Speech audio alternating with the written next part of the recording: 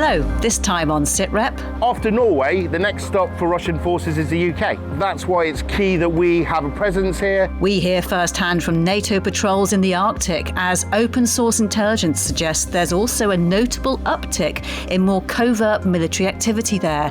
Ed Arnold is with us to explain what could be going on. From the icy waters of the high north, we head to the wetlands of Eastern Europe. Could more peat-bogs protect NATO's borders against armoured invasion? And as we're looking at using nature for defence, might militaries be able to control the weather to their advantage? Bogs and wet forests are probably the most treacherous land for the enemy. Defence explained. You could create more rainfall. You could flood areas by cloud seeding into really big storms. This is Sitrep with Kate Gerbeau. Well, Mike is out this week, but we're always happy to welcome Ed Arnold, Senior Research Fellow for European Security at RUSI and former British Army infantry officer. Welcome, Ed. How are you doing? Great, and thank you for inviting me back. And Ed, you've explained to us very clearly the importance of the High North on Sitrep before. So what I want to start with today is understanding some of the open source intelligence we've seen posted online in recent days. On X at TBrit90 has posted tracking data showing RAF Poseidon planes carrying out what looks like an unusually high number of patrols over the Norwegian coast. Pretty much constant surveillance over several days. There also appears to be an increase in US Poseidon flights. Ed, what would they be looking for? Is it just submarines? Well, it's mainly submarines, but it's also this element that the Arctic and High North are very important for both NATO and Russia. And the activity there has increased as the escalation between the two countries has increased. Both countries are also doing exercise, which are now really kind of blending into operations. And actually the UK, the US and Norway operate a sort of trilateral agreement on the P8 Poseidon, which means that they can increase availability of aircraft and they can see as much as possible. We're really in that stage now with Russia where it's just persistent, constant surveillance. And it's such a huge area that really you have to rely on all sensors. And that's why open source activity here is so prevalent. And we're going to talk a bit more in a moment about the ships of NATO's Standing Maritime Group, one patrolling in the Arctic and High North. Could this simply be part of that, covering their backs, or does it suggest something else to you, Ed? Well, no, I think it is covering their backs. But this is the whole point, that you have a persistent presence, you have persistent surveillance of the area. And then you can understand data changes. But if you're not up there all of the time, you can't really see that. So it's got to be this persistent level. And then when you start to see trends, you can then look into them deeper. And you also do need to be present up there. I think there's also an element here of signaling to Russia that we can do this, we will do this in an area which is contested. So this is just likely to continue. And it's one of those sort of slightly different things, as we've talked about Arctic exceptionalism for such a long time now, where sort of what happens in the rest of Europe doesn't really affect the Arctic. I mean, that is now gone. Ukraine a couple of years ago struck a Russian installation in the Arctic. So actually the war in Ukraine has come to the Arctic Circle already. And I think it's a mindset change that all Europeans need to get on board with. OK, and then we have something more intriguing. Flight data showing a very specialised US plane, a Constant Phoenix, flying for several hours on Monday, not quite in the High North, but over the Baltic. Now, this is a plane that samples the atmosphere for evidence of nuclear activity. It flew from RAF Mildenhall, and parts of its flight path looked like a bit of a scrawl. What might it have been there for? Yeah, I think when you see the data and the sort of how it's presented, you can really localize sort of what those assets are really looking into. And again, this will be something that is fairly routine. But then in terms of the tempo of these operations, they're obviously looking for something. And, in terms of the nuclear dimension, I mean, Russia has been good at signaling in terms of its nuclear rhetoric to NATO and the US in context of the war in Ukraine. Not that they'd use those types of weapon systems within Ukraine, but saying, it's always this constant reminder, we have nuclear weapons, we are a great power, you need to take us seriously. And sort of testing these missiles or, uncovering, doing drills in terms of uncovering their strategic nuclear weapons, potential ready to fire. It's a mechanism that the states use. I mean, look at North Korea. They do it periodically over time. And again, I think the issue that we need to now look at is how often does it happen? Is it in relation to any other diplomatic activity that's going on in the world, which is almost certainly going to be linked to potential negotiations over Ukraine? Again, it's Russia reminding everyone that they have nuclear weapons. They're a great power. They need to be taken seriously. Okay, and the final piece of reporting to look at is the Barents Observer says it's tracked a Russian surveillance plane, a Beriev A-50U, flying to an Arctic island off Siberia. Now, these planes have been pretty much dedicated to Ukraine for the last 3 and a bit years. Some experts say it points towards Russia preparing to test a nuclear-powered missile. What do you make of it? Yeah, well, I think whether it's to test or it's to do something to demonstrate Russia's power in the Arctic, I think that's the issue. And it also needs to be looked in sort of the wider context of what's going on, because even in terms of ground formations, new tanks coming off the production line, European intelligence suggests that they're not being initially invested into the fight in Ukraine, even though that the Russians are on the offensive, suggesting that they're either being held back for example, training for future offensive operations, or they're potentially being kept back for something else. So again, it's part of this picture. It's looking at the totality of the Russian military and seeing what's invested in Ukraine and what is invested elsewhere, because then that will give you the indicator of if the Russians are planning to do something, for example, in the Baltics or the Nordics. So can you see a potential then for these three things to be parts of the same jigsaw, or would that be unlikely given the geographic separations? I think everything really that, related to Russia is part of the same jigsaw, because when you're looking at it from a military perspective against Europe, I mean, the two theatres are absolutely interlinked. And the issue at the moment is that the Russians can't really pose a credible threat to NATO in the short term because they are so invested within Ukraine and still fighting at that intensity. And that is why all of these NATO assessments of when Russia may be ready to reconstitute and pose a threat to Russia, they're all predicated on the current fighting stopping at its current intensity.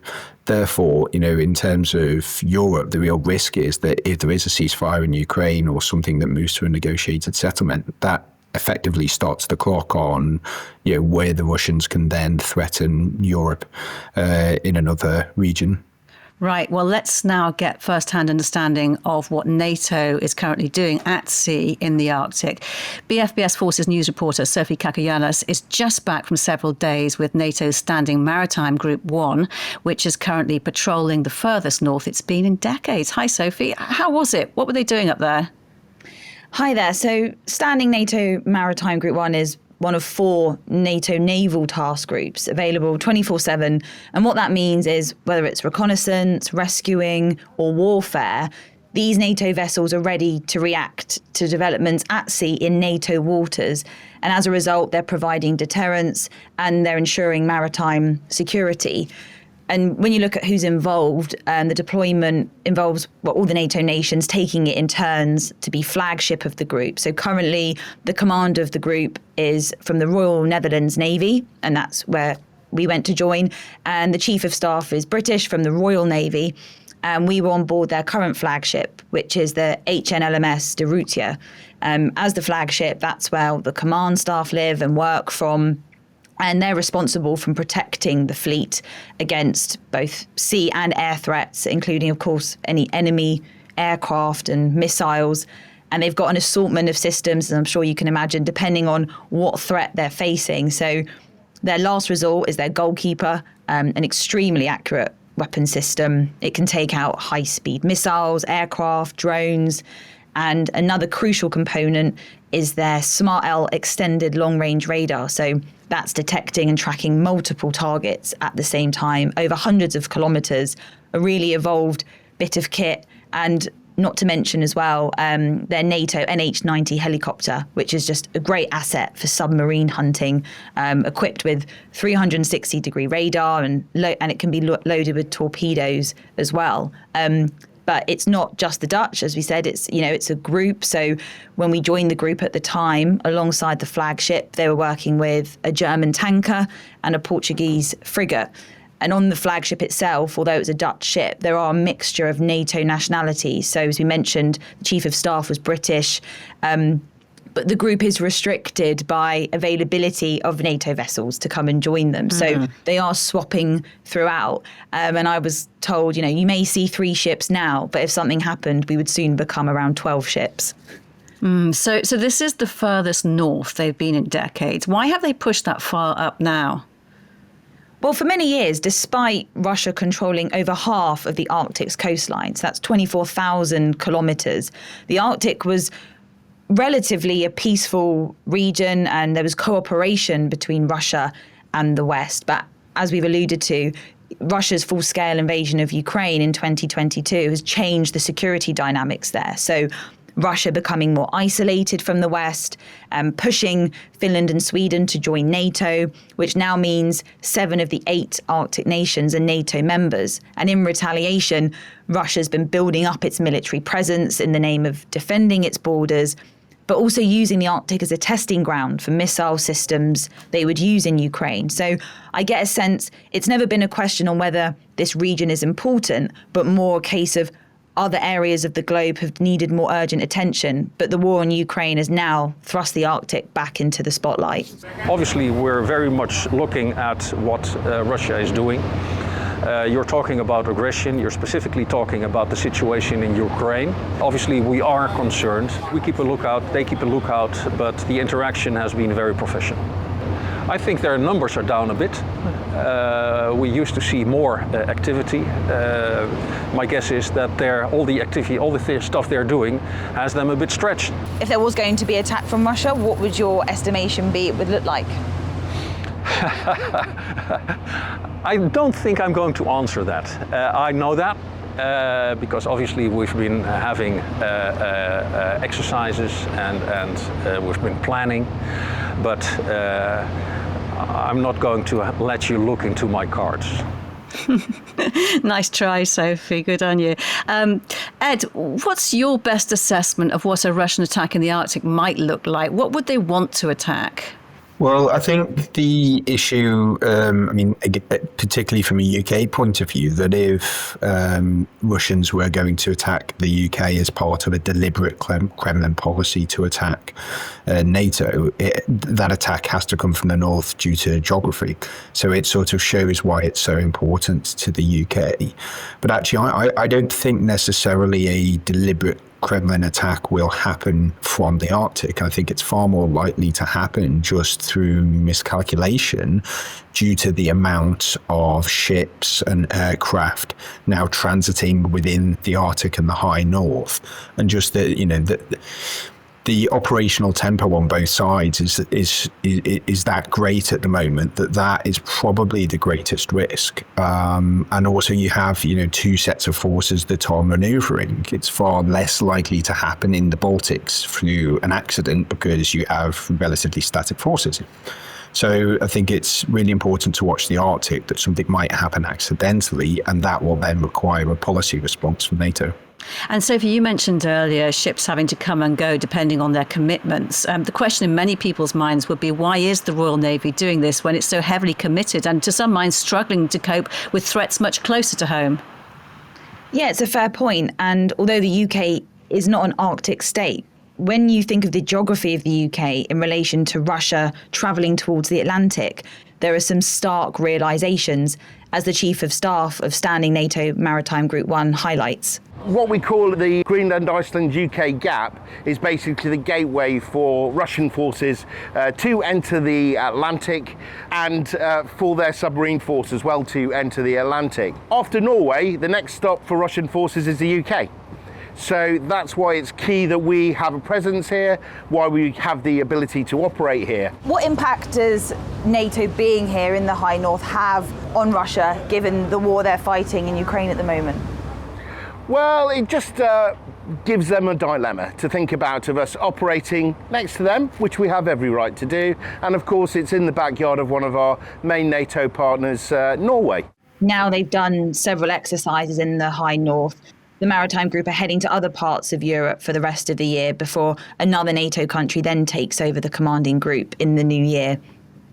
And so if you're looking at your film from the trip, it looked quite nice and sunny, really. What were the conditions like? Yeah, August off the coast of Norway meant sunglasses, but also thick winter jackets. Although it wasn't the roughest of seas, there was definitely enough rocking that you'd find yourself involuntarily rolling in your bunk bed at night. And this is a multinational deployment. Important question right now for anyone going on one of those. Who's in charge of the food and was it any good? Well, I had the chance to sample the Dutch version of a full English breakfast, which included... What's that? Well, it included frankfurters, which was definitely a first. I hadn't had an English breakfast with frankfurters before. But the best bit, something new I learned, I don't know if our listeners may know this, but it's very common on Dutch ships to have a bakery on board. So all of the bread at mealtimes is freshly baked on ship. Apparently it's great for morale, which I can confirm it was. And the best bit is that if your birthday happens to fall during a deployment, the baker will make a cake for you. How great is that? Brilliant. And Ed, you were nodding away at that. Have you had some experience of the Dutch bakery on board? I have, of Dutch bakeries, of Royal Navy chefs. I mean, yeah, the food's pretty good. It has to be. Brilliant. Sophie, thank you very much for sharing this with us. And you can see Sophie's film Frozen Frontline on the BFBS Forces News YouTube channel.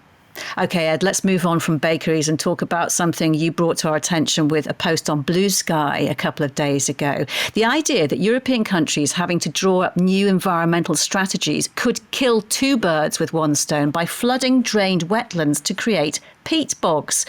The original driver is that the bogs can absorb huge quantities of carbon and so help fight global warming. But the thing about boggy land is tanks, smaller vehicles, even people would sink when they tried to cross it.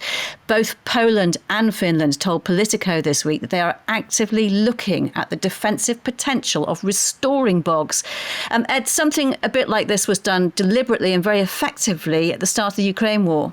Yes, it was to the north of Kyiv, effectively, so flooding wetlands to the north, which meant that Russian armour struggled to sort of to get through.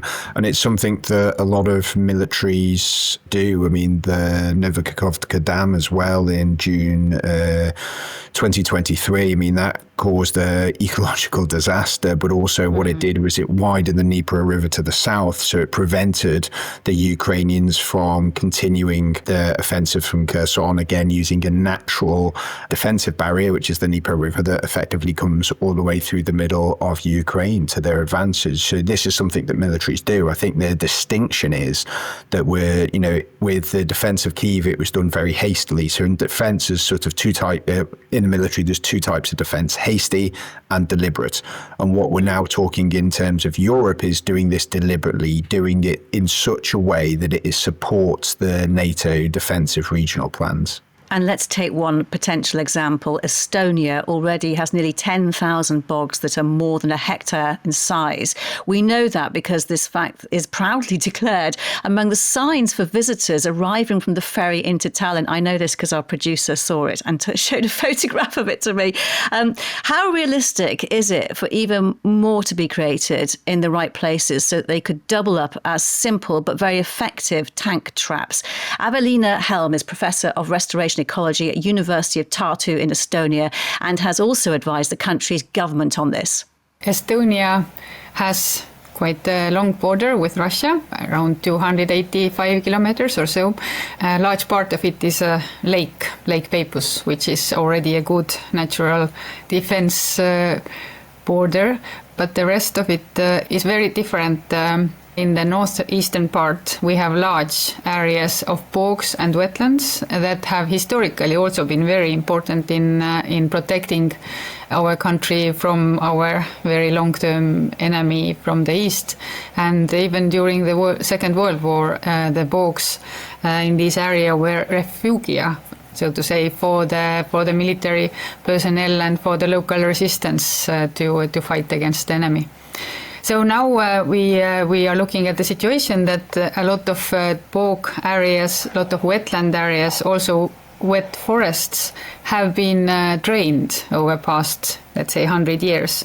And out of Estonian wetlands, 2/3 of them have been drained for forestry, for agriculture. And this, of course, changes also the landscape permeability for the vehicles, of course, that the drained areas, they have much more possibilities to go through than bog areas and wetlands. And so if 2/3 of the bogland area has been drained for agricultural purposes, can you just tell us about the scope to increase the bogland if you should want to reverse that? How much more land can you get back to bogs?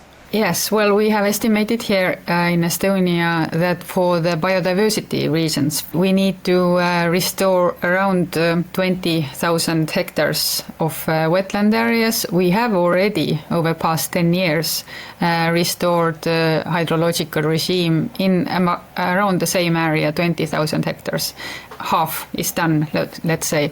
But until now, we have not looked this possibility or these actions in strategic way regarding the defense. Of course, the planning has been primarily based on the biodiversity benefits and the hydrological regime. So the easiest and the most relevant places have been on the focus.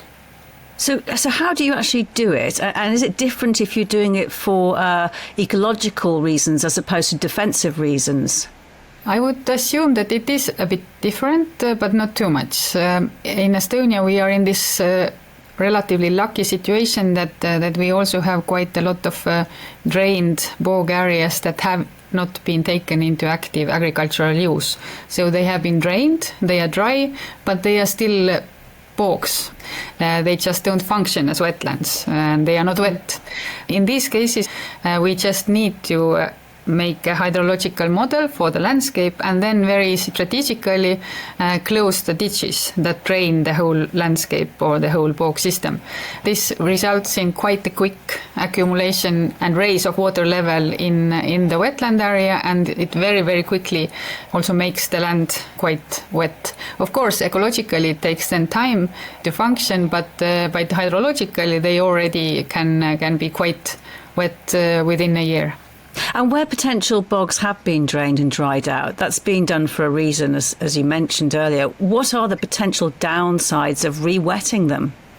Yes, of course, the re-wetting has impacts on how the landscapes look, how they function, and sometimes when they are close to villages or settlements, then local people get worried whether it changes much for them, whether their roads get wet, or the forests that have been grown on the dry or drained areas, whether they die or what happens with them.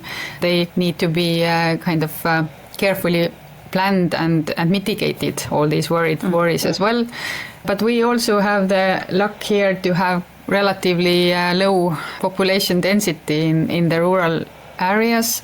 So there are also large opportunities for very targeted restoration of these wetlands, especially now if we look into eastern border. You mentioned earlier the use of bogs for protective purposes, for troops, for defences. What about the more woodland or other potential natural obstacles for defence? Yes, bogs and all kinds of wetlands and wet forests are probably the most treacherous land for the enemy. You can never predict what you meet there, while for the locals who know the land, they can be quite an ally, these kind of wetlands and wet forests. But also it has been estimated that forests themselves with large trees and with bushes, you have higher trees, you have different levels, you have larger trees, you have shrubs, that this is also in defense way, this is a good landscape. So there is discussion right now in Estonia as well whether clear cuts versus keeping the forests upstanding, whether this changes the landscape's permeability for enemy. How seriously is the Estonian government thinking of these natural defences in terms of a potential aggressor and for the future?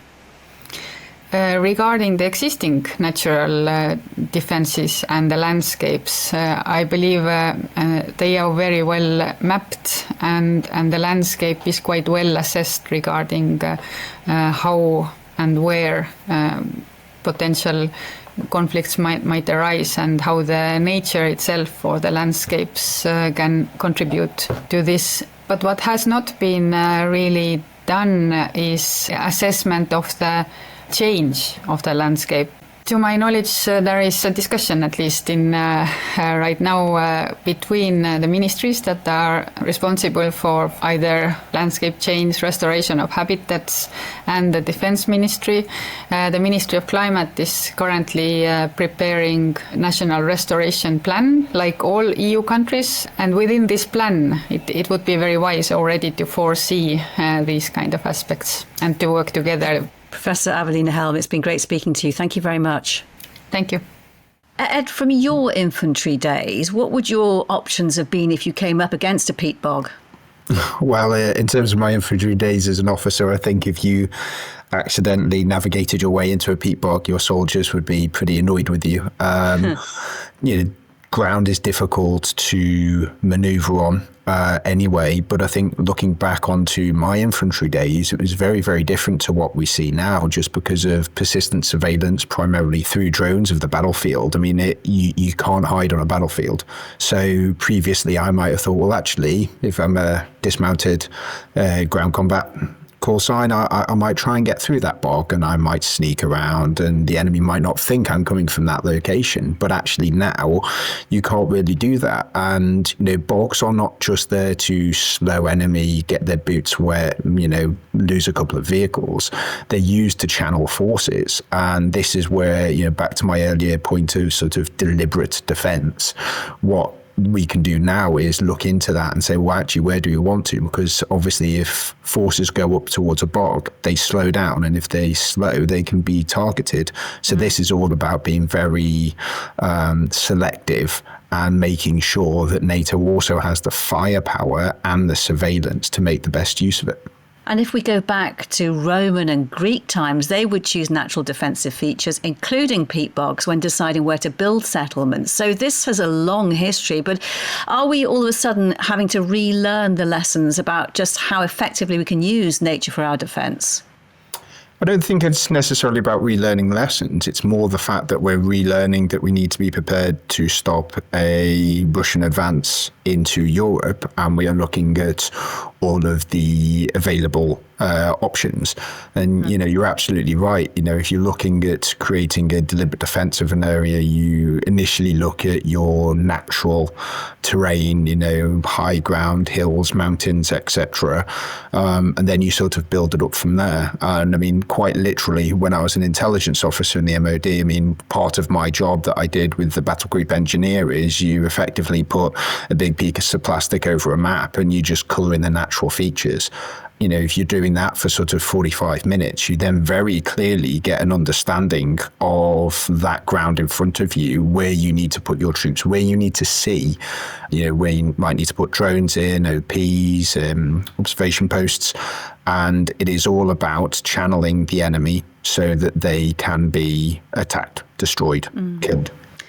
Well, given we're exploring how to use nature to our military advantage, we thought we'd be a little more speculative this week in our exploration of technologies that could be truly transformative for militaries.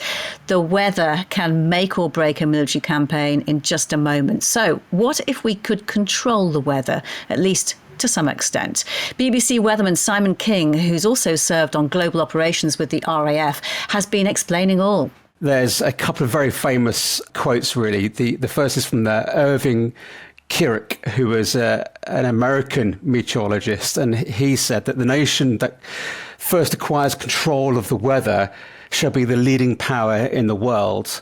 And there's this recognition that if you could control the weather, you could use that as a weapon for war, or even just in the most basic terms, really using that to your advantage to gain the upper hand. And that's certainly something that we see now today with the mobile met units, and the importance of meteorology is having the upper hand of knowledge of the weather over the enemy forces. And are you able to tell me how far those efforts have come? Well, I can go back in time because we have seen it used before. I'll give you an example. In 1942, during World War II, a lot of our air stations in the east of England were susceptible to fog in October, November. So Churchill said to his leading scientific advisor, Lord Cherwell, that he had to come up with a solution with utmost urgency to try and solve the fog problem. So the way they came about that is basically by putting these fire pits all along the runway and lighting hundreds of thousands of gallons of fuel and petrol and kerosene per hour. But the heat that it generated basically helped to clear the fog. So that is one way of weather manipulation. You know, there was a foggy morning, they lit these fire pits, and the Spitfires and the aircraft were able to take off and land. And it's said to, at the time, have shortened the war and saved many thousands of lives because they were able to control the fog and clear it. And there's another really good example during the Vietnam War, Operation Popeye. It was highly classified at the time, and basically the Americans wanted to, they basically cloud seeded. So one of the weather squadrons there, their motto was "Make mud, not war." And they basically cloud seeded over the Ho Chi Minh Trail and the supply routes for the Vietnamese army to make it rain more. And that just created more mud, and that disrupted their supply chains. And again, that was deemed as a success in modifying the weather to military advantage. And can you just explain a little bit more about how cloud seeding actually works? Yeah, sure. So you essentially, you can't make a cloud out of nothing. So the way it works is that forecasters would identify cumulus clouds, so those rain-bearing clouds, and what they would do is you would fly into those and you'd spray a silver iodide or a natural salt into that cloud. And what you're basically doing there is you're increasing the number of cloud condensation nuclei. So every raindrop starts out as a very tiny nuclei, a speck of dust or pollen or a bit of sand. And that's how a water droplet will basically attach itself to and to create a rain droplet. So the more of these kind of particulates that you can put into a cloud, the more condensation nuclei you can have. The idea is that you can generate more raindrops and therefore produce more water from that cloud. Quite an example. And if we look across science and research as a whole, how capable are human beings and their technologies of manipulating weather? So I've given you some examples there in history, but actually what happened after the Vietnam War and the use of this cloud seeding to gain the military advantage is that in 1976, nations came together and they put together the NMOD protocol, which basically was a protocol to ban or make illegal or prohibit any type of weather modification for war. So since then, we haven't seen any of this kind of manipulation, modification. And actually, even though they did this cloud seeding, it's unknown as to how successful that was. The science was still very, very early in the days there. I mean, today, we do cloud seeding, not the UK, but nations, the Americans do it. More particularly so in the United Arab Emirates, they cloud seed quite regularly to get more water from their clouds to basically help their water resources. But to my knowledge, there's no weather modification happening today in terms of warfare because of this protocol, the NMOD protocol, that would prohibit it. And so the NMOD treaty currently prevents the use of weather manipulation by militaries. But if it were to be broken, realistically, how much use could that be put to? Well, again, it's the things that I'm thinking that could be used is this cloud seeding. So some things that you could theoretically, what you could potentially do, you could create more rainfall. You could flood areas potentially by cloud seeding into really big storms and creating more water. There is one suggestion, perhaps, that this cloud seeding, a problem with it might be is that if one nation were to cloud seed and generate more rainfall from that cloud over a particular area, as that cloud or that bit of air then travels to another nation, for example, there wouldn't be that moisture, there wouldn't be that availability of rainfall. So again, potentially you could create a drought in a particular area. And of course, if you create drought, that can cause other issues with migration and you might have the upper hand on a particular nation because of, the fact that you've taken all their water. So cloud seeding is the big one where you could potentially use that for weather modification. But really, the technology isn't there. I mean, there are suggestions that you could use big bombs to divert hurricanes or weather systems, that you could potentially divert those. But I mean, we're so far-fetched in science here that it just wouldn't be possible. And most of the other technologies we talk about are digital and almost only limited by our imaginations in the long term. Long term, could we get much more capable in manipulating the weather, do you think, or are we already pushing the physical limits?